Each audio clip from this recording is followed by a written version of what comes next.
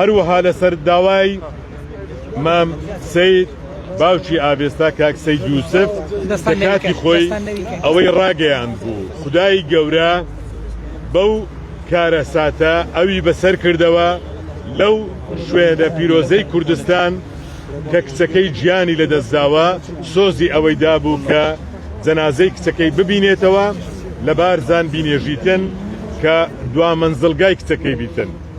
هەر ئەوە بوو کە ئەو شۆو لەسەر داواکاری خۆی لەسەر داواکاری مام سەید یوسف بڕیاری ئەوەیاندا خانەوادەکەی و دەڤەری بارزانیش بارزان قبوڵی ئەو داواکاریەیان کرد.